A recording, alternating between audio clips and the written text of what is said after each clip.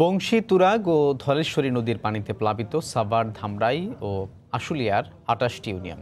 পানিবন্দী কয়েক লাখ মানুষ। তাদের দুর্ভোগের খবর জানাতে সাভারের কবরস্থান এলাকা থেকে সরাসরি যুক্ত হচ্ছেন সহকর্মী মোজাফফর হোসেন জয়। জয়, আপনি জানেন যে সাভারের মোট ৩টি নদীর সাথে সংযুক্ত রয়েছে এই অঞ্চলের ২৮টি ইউনিয়নের। ২৮টি ইউনিয়ন কিন্তু এখন বন্যা কবলিত। সবচেয়ে বড় সমস্যা যেটি হয়েছে যে পানি কমতে শুরু করলেও এখানে যে কেমিক্যালের দুর্গন্ধযুক্ত পানিগুলো সেগুলো সরে যাচ্ছে না। অর্থাৎ খাল এবং নদী পেরিয়ে যে খাল পেরিয়ে যে গ্রামে এবং শহরে পানিগুলি প্রবেশ করেছে সেগুলো অত্যন্ত দুর্গন্ধমুক্ত। যদি খালকে সংস্কার করা না যায় তাহলে এই পানিগুলো সহসায় এই অঞ্চল থেকে নেমে যাবে না।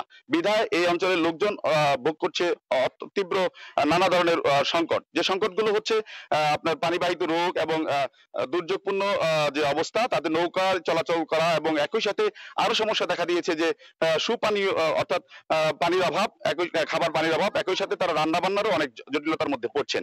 ফলে দেখা যাচ্ছে যে একেতে করোনা, তার উপর আবার বন্যার পানিতে আবদ্ধ হয়ে যাওয়া এবং আটকে যাওয়া, এই বিষয়গুলো নিয়ে যখন তারা অত্যন্ত চিন্তায় রয়েছেন এবং তার সংকটের মোকাবেলা করছেন, তখন এই অঞ্চলের জনপ্রতিনিধিরা তাদের কোনো খোঁজ খবর রাখছে না বলেন তারা অভিযোগ করেছে।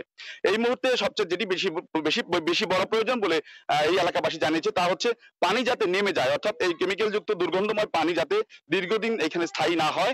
অর্থাৎ যেহেতু পানি কমতে শুরু করেছে সেহেতু একটি পর্যায়ে যে খালগুলোকে যদি সংস্কার না করা হয়, দখলমুক্ত না করা যায়, তাহলে পানিগুলি সহসায় এখান থেকে নামবে না। তাতে করে আগামী ৬ মাস এখানে জলাবদ্ধতা থাকবে বলে এলাকাবাসী জানিয়েছে।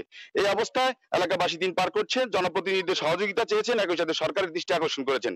আমার কাছে সাভারের কবরস্থান রুট থেকে এই ছিল সর্বশেষ সংবাদ। রাজু।